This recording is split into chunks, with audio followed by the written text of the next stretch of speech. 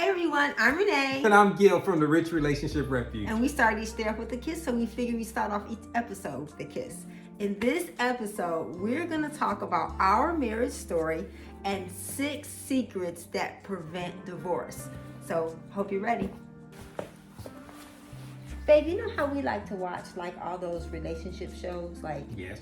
Love and what is it? And it doesn't matter. All of it doesn't matter what the names are. But we like to watch relationship shows, and as a result of watching those shows, we have kind of reverse engineered some of the things that we realize can be secrets to prevent divorce. And so, but before we share with you the secrets that we they're really not secrets. It's just things that I think we learn and we know and we grow from. But we want to share with you a little bit of backstory about us, because maybe you've seen some of the videos already and you just see, who are these people talking to me about relationships and marriage and all that? Well, a lot of times you want to know how credible is the people, or what makes them these experts. You should want to know. But we don't consider ourselves as experts. We just have a lot of experience in doing something. And that's what we've been sharing with people for over 17 years now, and work with couples from 8 different states and overseas and all that. But we just wanted to share this information with you now through this medium, so you can get an idea of who you're talking to or who we are talking to, so you know a little bit about us in the background. So we're both from Detroit, Michigan. We got married when we were 21 years old. And people thought we were crazy. Yeah, and everyone kept saying it wouldn't last. Well, the people who said it wouldn't last, you were wrong. 35 years later. December will be 35 years. And so I think a part of it is understanding that so many times in the relationship space, there are people addressing single women and people addressing single men. But as a couple, we're addressing marriage from a female and a male's perspective. With the biblical background, because that is the foundation for what we have built our marriage and our relationship and our life upon. Yeah, and a part of it is understanding that we do believe that the Bible is the final authority, but there's ways you have to learn how to apply it. And so we are certified through Preparing the Rich. We do have those credentials. So we're not just doing this based on our experience and our opinion. We're doing it based on the Bible, 34 years of marriage, and tons and tons of training through Preparing the Rich and other courses that we've taken. So this is not our opinion. We're never going to tell you, if I were you, you should do this, because it's really not about if you were me. It's about you being you and learning how to make your relationship work for the two of you. You know, because it's very important that you know not only the backstory of the people who you're listening to, whether it's through these videos or through our podcast, but also to get an idea of who we are as people. Because Renee will be the first to tell you, I was like, we'll just stay on podcasts, I video and all that. I get it, I do it. I love being behind the camera, but I believe in this so much that I really said, you know what, I'm willing to say, I'll get in front of the camera so people can connect with, when they hear the voice, with the person, because we know that's just as important when you're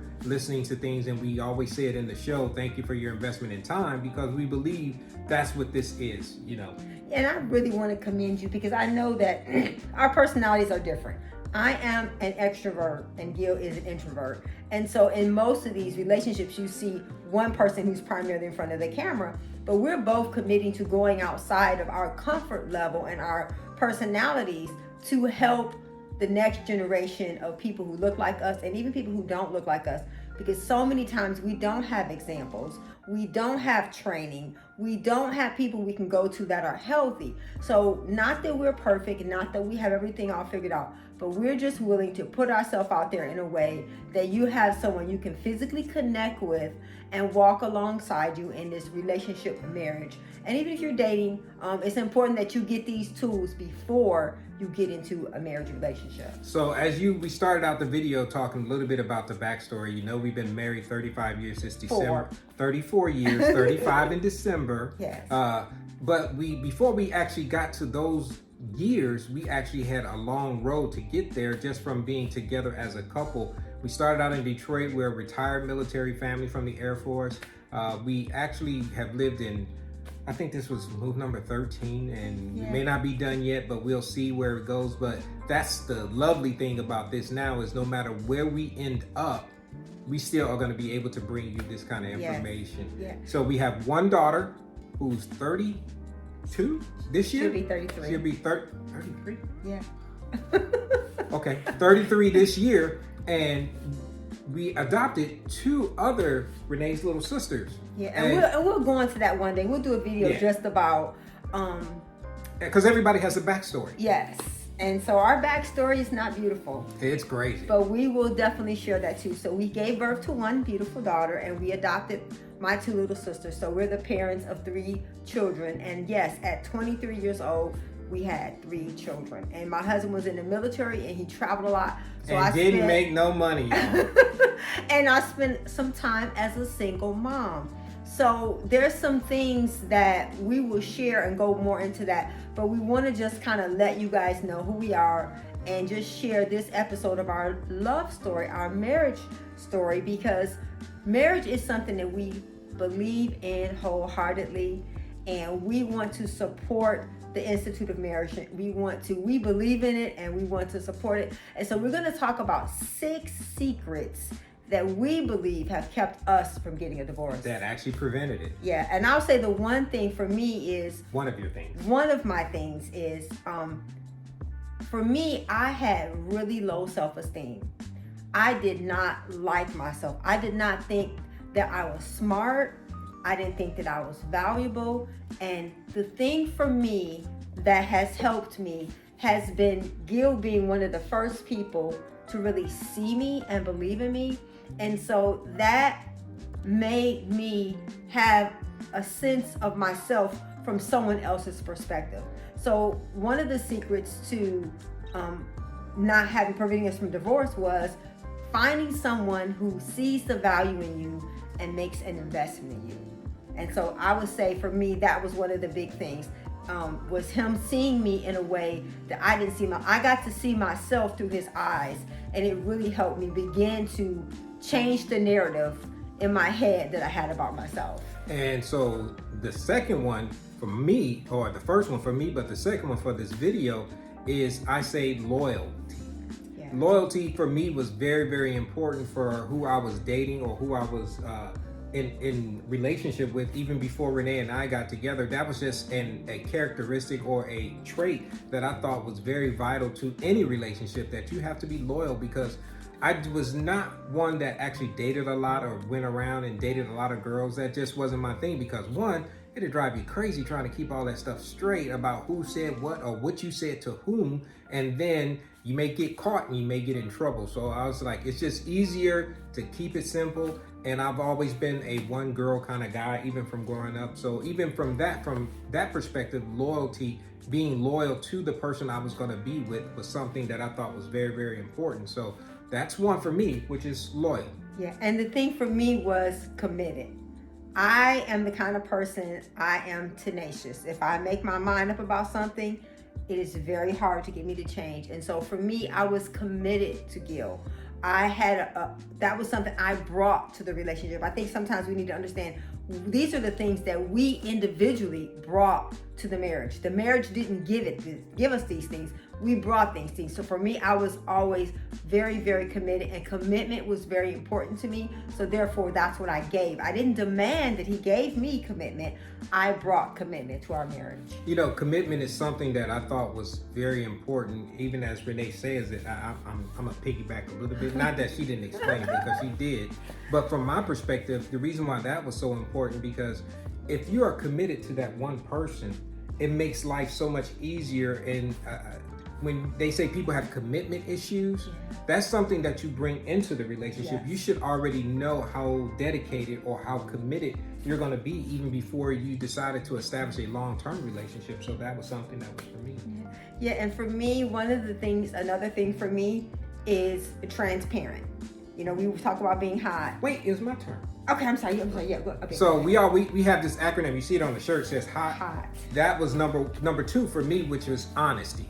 Honesty was vital for me, because for various obvious reasons. Because if those lies start coming, or you can't be honest with yourself about who you are and what you want out of the relationship, it's going to cause problems for you, but also for the relationship. Yeah. That honesty factor was I would have to say, it is one of the pivotal foundational things of any relationship that you have to have.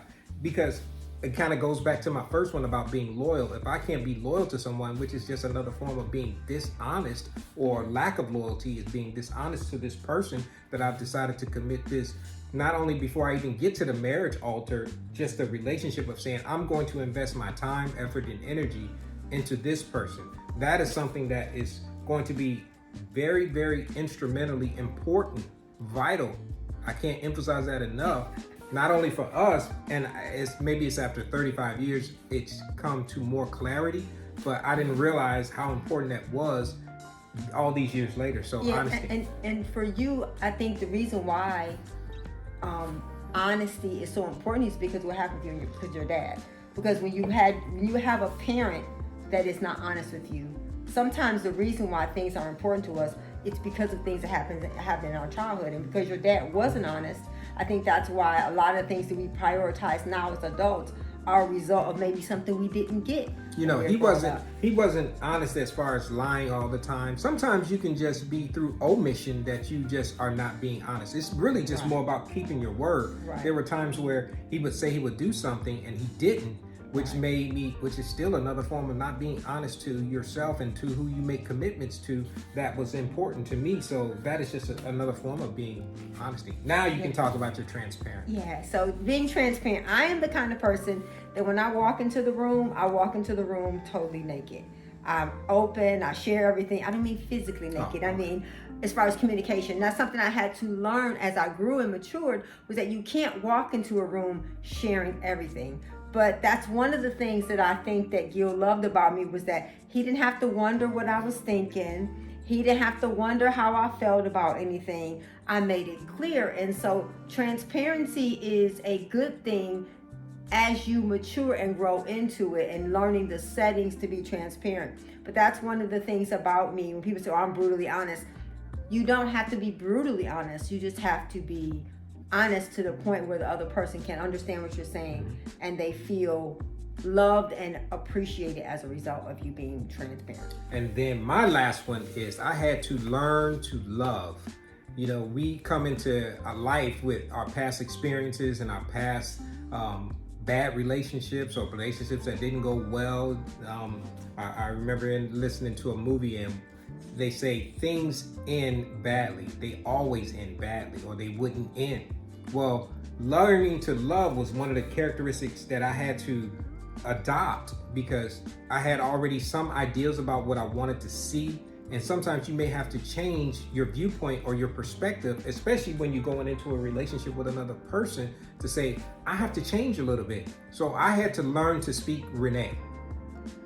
I paused there for a second because I'm not bilingual, but I had to learn to speak her language, because sometimes things are said that she has one meaning, I have one meaning, and we need to make sure we're understanding the same definition of what is going on or what is being said.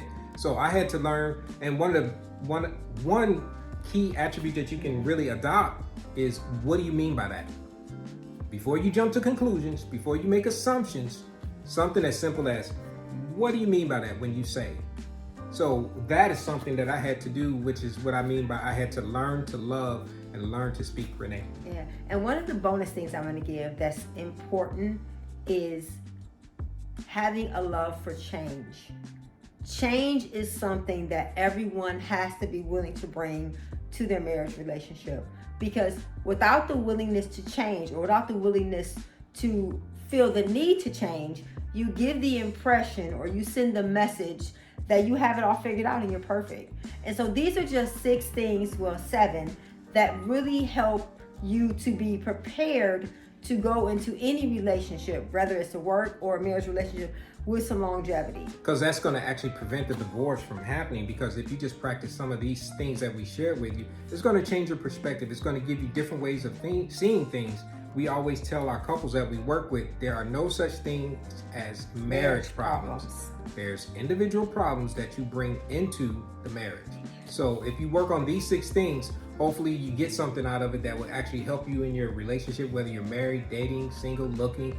Think about these things and start assimilating them into your life now, because that's going to help you later. So you need to be loyal. You need to bring commitment.